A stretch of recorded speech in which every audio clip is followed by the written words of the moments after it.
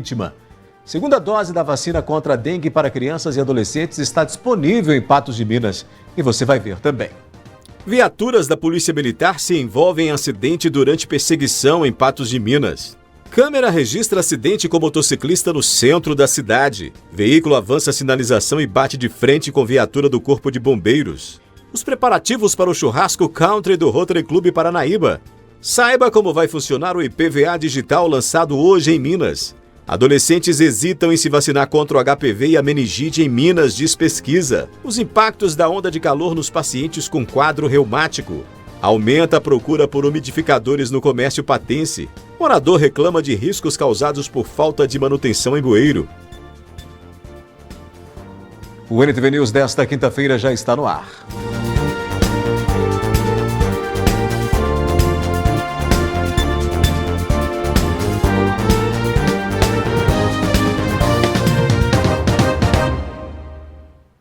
Na madrugada de hoje, em Coromandel, um homem de 29 anos foi morto a tiros dentro da própria residência. O atirador está sendo procurado pela polícia. Era por volta de 2 horas da manhã da madrugada dessa quinta-feira, quando Denis Ferreira de Abreu, de 29 anos, foi surpreendido e morto a tiros em Patrocínio. O fato aconteceu após os suspeitos invadirem a residência. E num quarto estava dormindo Denis com a sua esposa e os seus filhos em um colchão. Os filhos e a esposa, então, os filhos que presenciou todo o crime, se assustaram com a entrada dos suspeitos dentro da sua residência.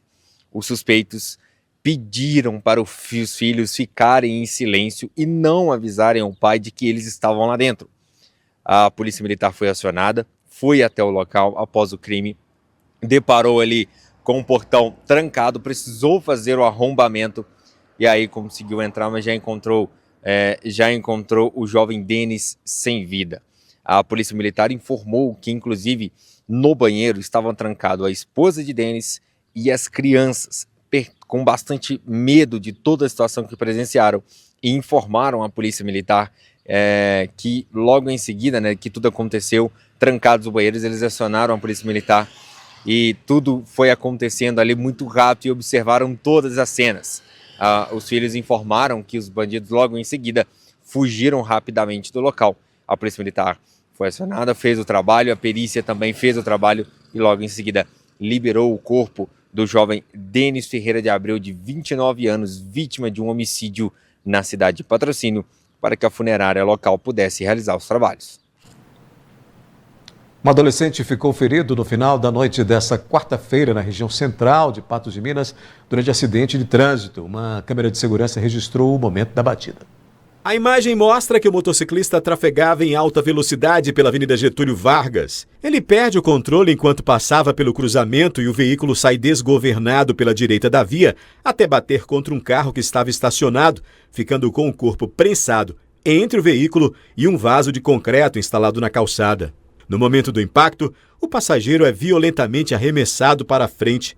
De acordo com o SAMU, uma das vítimas, de 17 anos de idade, sofreu várias escoriações e foi encaminhado para o hospital regional. A segunda vítima recusou atendimento médico. Analisando as imagens, aparenta que essa moto teria sido descontrolada no momento em que ou passa sobre algo ou ele tenta inclinar essa moto, mas de qualquer modo saiu barato pela velocidade, pela batida que foi, né? Os dois ocupantes não tiveram ferimentos graves, né? Tiveram alguns ferimentos mais leves, né? Ali, principalmente o que ficou prensado entre o carro e a calçada, mas a impressão que quem vê as imagens ou quem passou pelo local achou que ele realmente teria quebrado a perna, teria sido algo pior ainda, essa batida ocorrida na noite de ontem aqui em Patos de Minas.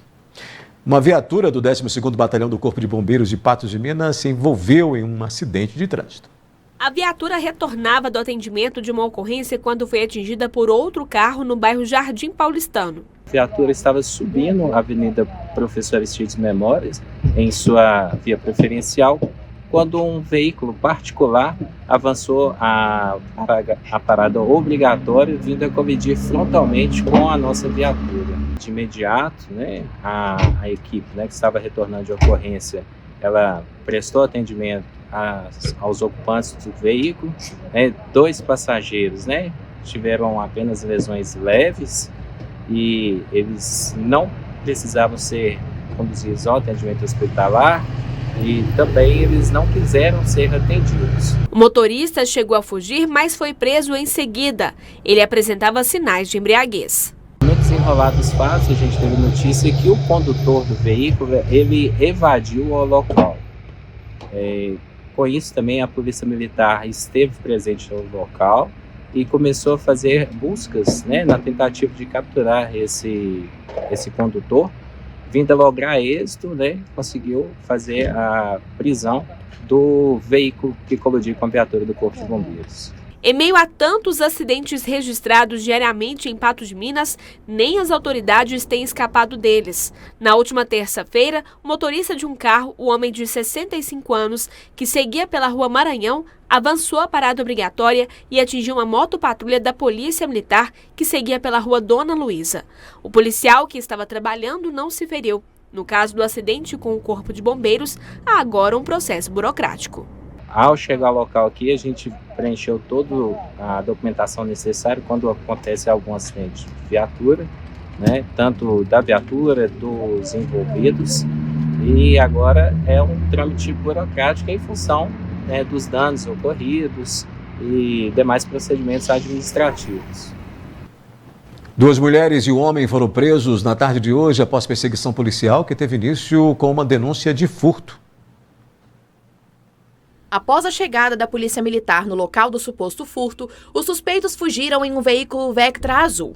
Durante a fuga, uma perseguição foi iniciada e, nas proximidades da Avenida Brasil, um dos suspeitos realizou uma manobra perigosa, o que resultou na colisão entre 2 viaturas policiais. Apesar disso, os suspeitos foram presos. Durante o deslocamento da viatura para o local, nós fomos informados que esses indivíduos que estavam lá haviam subtraído, do interior do mercado alguns objetos e teriam evadido num veículo Vectra. Então, de imediato, nós já iniciamos o rastreamento, sendo que o veículo foi visualizado aqui na Avenida Brasil, o condutor evadiu das viaturas, convergindo aqui na Duque de Caxias, local em que foi interceptado, e foi feita a abordagem e prisão de 3 pessoas, um homem e 2 mulheres, sendo encontrado na posse deles o material subtraído lá do mercado. Foram recuperados 3 carregadores de celular, várias barras de chocolate e 2 receptores Bluetooth. Logo após a prisão deles, eles já foram encaminhados lá para a delegacia de plantão, local em que serão apresentados ao delegado de polícia. Ele não tem carteira, o condutor. O veículo foi removido, por não ter, além de ter sido usado no crime, ele foi apreendido e também por não ter condições de segurança para circulação. O veículo que está em mau estado de conservação, então o motivo por este foi removido. Daqui a pouco a gente fala dos preparativos para o churrasco country do Rotary Clube de Paranaíba e saiba como vai funcionar o IPVA digital, lançado hoje em Minas.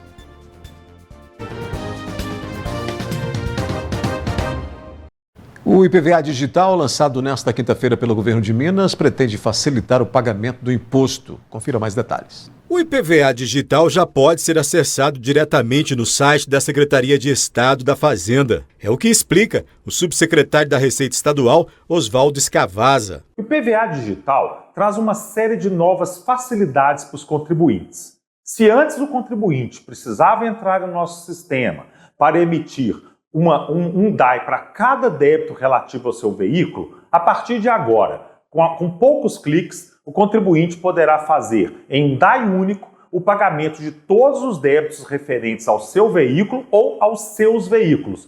Como que ele poderá fazer isso? O contribuinte poderá, inclusive, gerar uma cesta de veículos e, a partir dali, escolher quais débitos pagar ou todos eles. E esse pagamento poderá ser feito via Pix ou mesmo por meio do DAI, do documento de arrecadação fornecido ali no momento. A ferramenta promete dar maior transparência e facilidade na navegação durante o acesso aos dados dos proprietários de veículos. Para o contribuinte acessar esse sistema, será na mesma plataforma, no site da Secretaria de Fazenda, no www.fazenda.mg.gov.br. E temos mais uma facilidade. A partir de agora, esse sistema poderá ser acessado pela utilização do GovBR, amplamente divulgado e fácil, onde o contribuinte poderá utilizar o sistema com a mesma senha de utilização em todas as plataformas federal e estadual.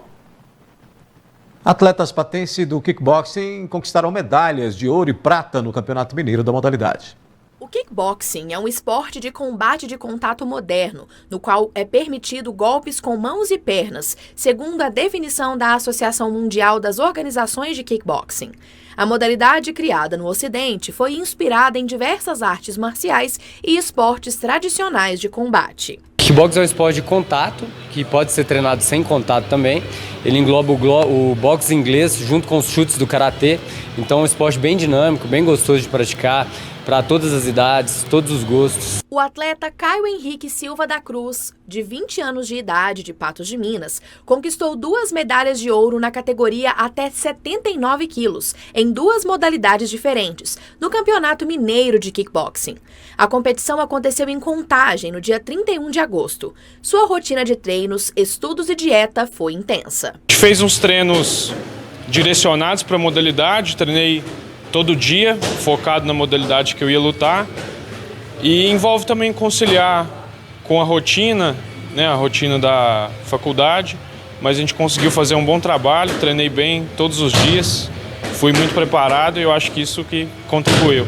Para Caio, a vitória foi a realização de uma meta estabelecida e o marco do começo de uma etapa nova na sua trajetória como atleta. Ele pretende disputar outros campeonatos. Vai ter um campeonato pan-americano lá no Chile, em outubro, dia 30 de outubro, e nós vamos resolver hoje, inclusive, se eu vou ou não. O Fabiano vai. Nós vamos resolver hoje e se eu resolver ir, a próxima etapa é o pan-americano, né, que já é um salto grande de competição. Mas caso não der certo, a próxima etapa é o mineiro do ano que vem e depois o brasileiro, focar nesse brasileiro. A delegação de Patos de Minas também contou com a presença do jovem atleta Renan, de 17 anos, que conquistou a medalha de prata na categoria até 75 quilos. Renan se dedica ao esporte há 4 anos e, para ele, a medalha de prata é a primeira de muitas. Foi uma honra para mim, uma experiência muito boa. Eu fiquei muito feliz, muito satisfeito com a minha vitória. Eu peguei um cara muito experiente, muito bom. Gostei muito de ter competido contra ele. Fiquei muito satisfeito comigo mesmo de ter conquistado essa medalha. E na próxima agora treinar mais pesado para conquistar a hora na próxima. O treinador dos atletas, que também compete no kickboxing, ficou bastante satisfeito com os resultados. É muito bom, eu sou atleta ainda, né? Sou atleta profissional de kickboxing, então é muito bom ver os meninos seguindo os meus passos, disputando campeonato estadual, campeonato nacional e ainda trazendo tantos resultados positivos para nós, né? Tanto para Patos de Minas quanto para a região. Bacana, né? Já estão à venda os ingressos para o Churrascando Country, promovido pelo Rotary Clube Paranaíba. O evento beneficente será realizado no fim do mês, mas os preparativos estão a todo vapor. No próximo dia 29 de setembro, o Rotary Paranaíba, aqui de Patos de Minas, realizará uma celebração de solidariedade, o Churrascando. Primeiramente, nós vamos entender um pouquinho dessa associação que é tão importante. Presidente, conta pra gente, né, um pouquinho da história do Rotary Paranaíba. Boa noite. O Rotary Paranaíba é uma organização que foi fundada no ano 2000. Temos como padrinho o Guaratinga. Nós temos projetos do mérito estudantil, temos a entrega de leite com a parceria com a CEMIL, temos a Casa da Amizade também em parceria, são importantíssimas para trabalhando conosco, com a o projeto Cama dos Hospitalares, e temos a Verde Margens e outros projetos, como a organização do evento APAI. E esse ano, né, estamos em parceria com os vicentinos, dando a eles um suprimento de caixa que eles precisam muito, necessitados. Cris, agora vamos falar um pouquinho, né, desse evento que vai acontecer no próximo dia 29, que é em prol, né, de ajudar as pessoas e principalmente o Rotary. Isso mesmo. Na verdade, todo esse evento Churrascando Country tem como objetivo principal ajudar a Vila Padre Laô e a Associação São Vicente de Paulo. E a gente só consegue fazer desse movimento um movimento de sucesso se a gente tiver o apoio de vocês aí de casa. Estamos com vários pontos de venda na cidade, na Algar, na Cresce Papelaria, Ramazine, na Drogaria do Otinho, para que vocês possam ter facilidade de acesso ao convite. E estamos também com vendas online e também com todos os companheiros e companheiras da Casa da Amizade. Então, não perca essa oportunidade de vivenciar momentos em família, porque o Churrascando Country é da nossa família rotariana para a sua família. Cris, agora conta um pouquinho pro pessoal, né? O que vai ter de especial no Churrascão do Country? Você já parou para pensar que serão 6 horas de entretenimento, música, realmente de muito bom gosto e aquela comida deliciosa que não pode faltar. Teremos um cardápio de churrascos, teremos arroz branco, vinagrete, feijão tropeiro e também aquela música boa. O evento será realizado no dia 29 de setembro, das 12 às 18 horas, na Fazendinha do Parque de Exposições. Teremos 3 shows que vão movimentar toda essa festança do Churrascão do Country. Primeiro, Isabela Almeida, teremos também DJ William, teremos também Samba do Mercado, Érico Oideilo, que realmente vai fazer desta festança uma festança pra lá de boa. Tá esperando o quê? Primeiro lote, R$ 70, uma oportunidade para você vivenciar um dia em família. Em instantes, segunda dose da vacina contra a dengue está disponível em Patos de Minas. E você vai ver que adolescentes hesitam em se vacinar contra o HPV e a meningite em Minas, é o que diz a pesquisa. Neste bloco a gente fala de saúde. A segunda dose da vacina contra a dengue já está disponível para crianças e adolescentes de 10 a 14 anos de idade em Patos de Minas. Crianças a partir de 10 anos e adolescentes até 14 anos de idade já podem tomar a segunda dose da vacina da dengue. A Prefeitura de Patos de Minas estimou que cerca de 1.100 crianças e adolescentes se enquadram nessa categoria na cidade. Esses jovens já completaram o intervalo necessário de 3 meses entre as duas doses. Até o momento, apenas 260 adolescentes procuraram os postos de saúde para concluir o esquema vacinal.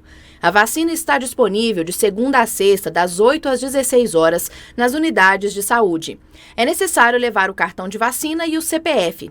Aqueles que fazem parte do público-alvo, de 10 a 14 anos, e ainda não receberam a primeira dose, também podem se dirigir aos postos de vacinação. Agora um alerta, um estudo da Escola de Enfermagem da UFMG aponta que a vacinação contra HPV e a meningite ainda gera dúvidas e hesitação entre os adolescentes mineiros. De acordo com a pesquisa, 20% dos entrevistados já se recusaram em tomar algum imunizante. De acordo com a pesquisa, 4 entre 10 adolescentes ouvidos afirmaram que já resistiram, tiveram medo ou dúvida de se vacinar. 2 entre 10 recusaram a proteção. O estudo, realizado com 922 crianças e adolescentes, revela outros dados alarmantes. 43% deles nunca tinham ouvido falar sobre HPV e a vacina que protege contra o vírus. 80% nada sabiam sobre a doença meningocócica ou a vacina ACWY. A vacina, por exemplo, do HPV, protege contra o câncer do colo do útero, por exemplo, que é uma doença séria que poderia ser evitada pela vacina. Assim como a doença meningocócica, uma doença seríssima que poderia também ser evitada. Então, a nossa recomendação é: procurem fontes confiáveis, procurem os serviços de saúde para conferência das cadernetas e mantenham sempre as vacinas em dia. A hesitação vacinal está entre as 10 maiores ameaças à saúde global, de acordo com a OMS.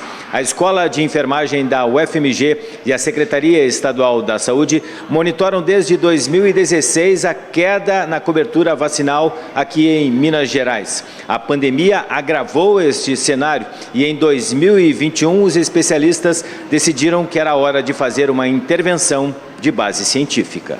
Um questionário online foi preenchido pelos entrevistados entre agosto de 2023 e abril deste ano, com autorização dos pais ou responsáveis. Apesar de todos os benefícios comprovados, a vacinação ainda é um tema que gera dúvidas e insegurança entre os adolescentes. Diversos fatores podem interferir na confiança e percepção dos riscos, influenciando na adesão ao Programa Nacional de Imunização. Fatores inerentes ao próprio adolescente ou a dificuldade de acesso, várias outras questões até em relação à desinformação. Então é muito importante, que a gente também vença essa barreira e faça com que a informação de qualidade chegue aos adolescentes, porque se eles não conhecem os riscos, dificilmente eles vão se vacinar.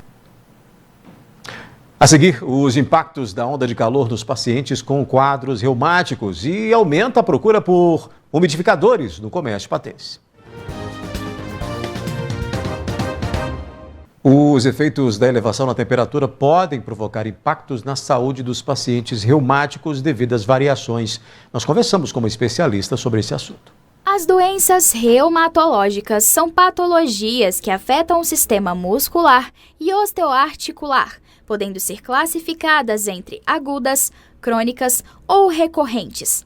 Algumas das principais doenças reumatológicas são artrite, osteoporose, artrose, fibromialgia, gota, tendinite e febre reumática.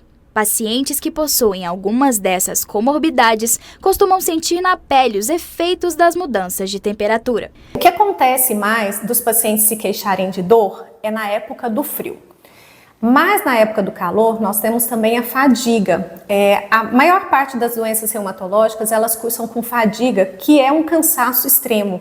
E nessa época de calor intenso, esses pacientes queixam-se mais dessa fadiga, do aumento desse cansaço. Tem aqueles que reclamam de aumento das dores, mas é menos. O que tem mais realmente é a fadiga. Durante o calor, as pessoas se sentem mais dispostas a realizar atividades físicas. Para esses pacientes reumáticos, é necessário que alguns cuidados sejam tomados. Que as pessoas evitem se exercitar no período de 10 da manhã até as 16 horas, que é o período que está mais quente. Mas a atividade física é sempre muito bem-vinda e nunca parar, né? Nem pelo frio e nem pelo calor. Então, tentar praticar atividade física, principalmente se for ao ar livre, antes das 10 horas ou após as 16 horas. Alguns pacientes se queixam de uma sensação de calor que é sentida nas articulações, mas de acordo com a médica, essa sensação nada tem a ver com a temperatura externa. O que piora são os sintomas. Então, aquela sensação de dor,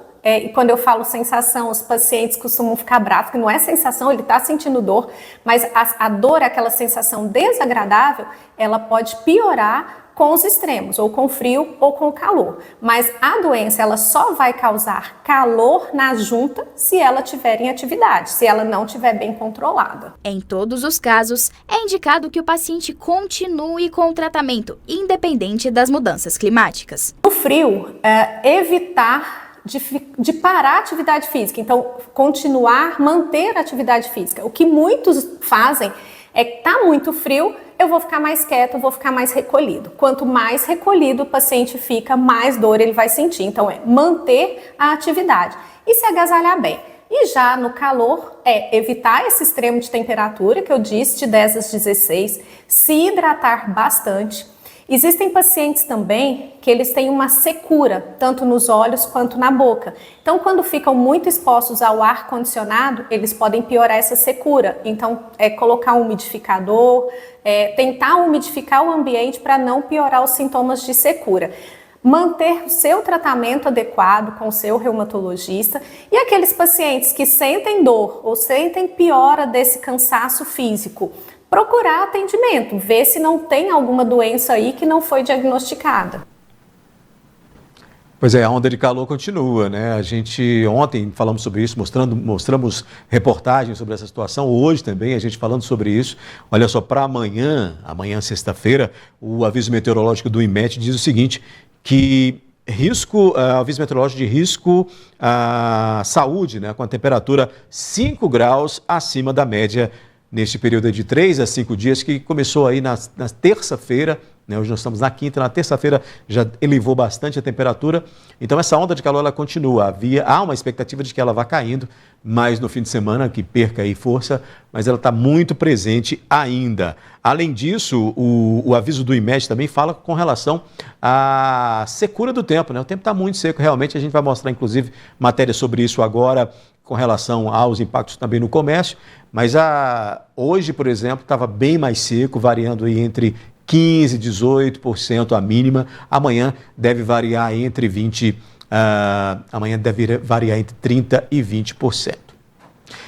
Pois é, por falar em tempo seco e devido ao tempo seco causado pela longa estiagem desta época do ano, o comércio de Patos de Minas tem registrado aumento na procura por umidificadores de ar. Como o próprio nome já diz, o umidificador tem o objetivo principal de aumentar a umidade no ambiente. Por consequência, ele melhora a qualidade do ar, o sono e traz alívio para aqueles que possuem problemas respiratórios. As vendas do aparelho aumentaram bastante nas últimas semanas devido à situação climatológica em que estamos vivendo. Agora no final de agosto, início de setembro, as vendas aumentaram consideravelmente.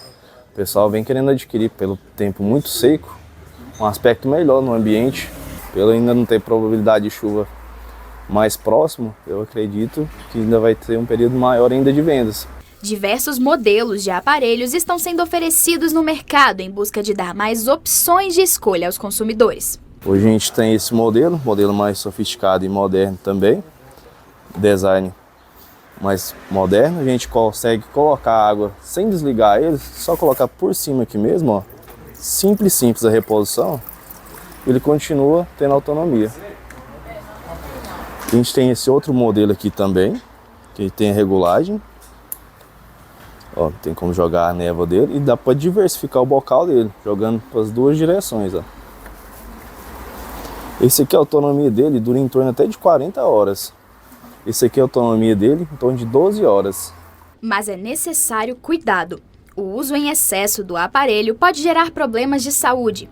Um ambiente excessivamente úmido é tão ruim quanto um lugar seco, pois pode favorecer o crescimento de mofo e ácaros e, por consequência, desencadear crises alérgicas. A limpeza dele também precisa ser feita de forma correta. Toalhas molhadas e bacias com água também podem ser usadas para aliviar o tempo seco, mas não são tão recomendadas como o umidificador. Mas normalmente a gente prefere indicar o umidificador em período não muito extenso, porque quando ele fica em período extenso ligado, às vezes em ambiente fechado, pode contrair ácaro, e por isso que às vezes os médicos não indicam esse umidificador. Mas normalmente, para ambiente seco, o clima está muito seco, período muito tempo sem chuva, a gente indica o umidificador para estar melhorando e ficando melhor a respiração. São impactos, né, no comércio que proporcionados aí por esse período, por esse tempo tão seco.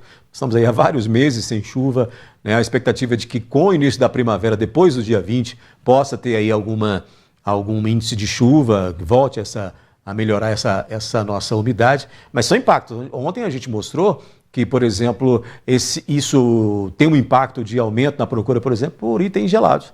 Nós vemos aí numa crescente as lojas, né, que vendem isso, as sorveterias e tudo mais, os supermercados, né, que comercializam esses produtos comestíveis gelados, têm registrado aumento aí nessa procura por causa da onda de calor. E umidificadores e outros produtos destinados aí a dar uma amenizada nessa situação, nesse tempo tão seco. Se por um lado tem os impactos e os transtornos relacionados ao tempo seco e à onda de calor, por outro, o comércio acaba aí sendo favorecido com a venda desses produtos. É isso, faz parte, né? O clima, a procura, a demanda, tudo isso faz parte aí nessas modificações. O que não pode é as pessoas ficarem doentes. Tem que se cuidar, tem que realmente ficar muito atento a todas essas questões, porque a onda de calor ainda continua por alguns dias, de acordo com o IMET, como eu disse antes dessa reportagem agora há pouco. Nós vamos fazer um rápido intervalo. A seguir você vai ver que a Avenida Fátima Porto voltou a ser interditada e morador reclama de riscos causados por falta de manutenção em bueiro.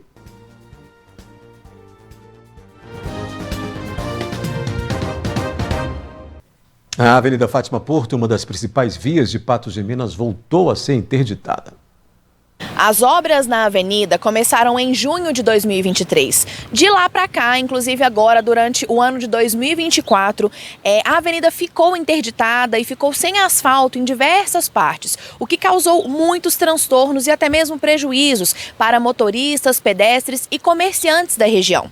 Agora foi divulgada pela Prefeitura de Patos de Minas uma nova fase de interdição da via, que começou nesta quinta-feira. A Prefeitura comunicou que a Avenida Fátima Porto está interditada nesta quinta e sexta-feira, entre as avenidas Paranaíba e Piauí, no sentido centro, Avenida Juscelino Kubitschek. No sentido contrário, a interdição será entre as ruas Guaraci e Muriaé. Na próxima semana, de segunda a sexta-feira, de 9 a 13 de setembro, a pista no sentido centro, Avenida JK, será fechada somente entre as esquinas das ruas Maranhão e Piauí. Segundo a Prefeitura, a interdição é necessária para intervenções na nova ponte sobre o córrego do Monjolo, além da limpeza de sarjetas e bocas de lobo. Agora tem reclamação que vem do bairro Valparaíso, onde um morador reclama de transtornos e riscos causados por um bueiro. Através do nosso WhatsApp, o 34999474515, nossa reportagem recebeu a reclamação de um morador do bairro Valparaíso, relatando a situação de um bueiro aberto.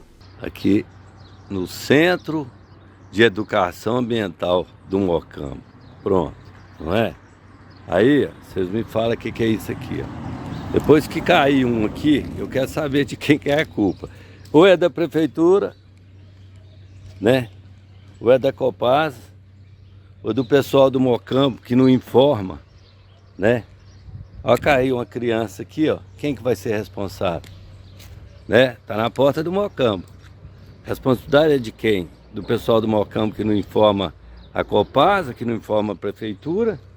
O bueiro fica na rua Francisco Faria, a poucos metros da entrada do Centro de Educação Ambiental do Mocambo, que foi recentemente inaugurado.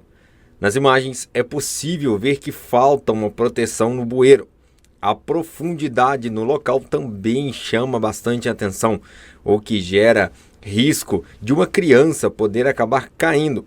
E outro fato também que chama bastante atenção é a sujeira encontrada dentro deste bueiro. Folhas e mais folhas, plásticos, o que mostra o descaso e a falta de manutenção adequada no local. Contato com a prefeitura e a resposta é que a demanda foi repassada ao setor responsável, que irá ao local verificar e fazer o reparo o mais breve possível. O NTV News está terminando, volta amanhã. Outras notícias você acessa o portal patujá.com.br. Boa noite para você, amanhã a gente se encontra.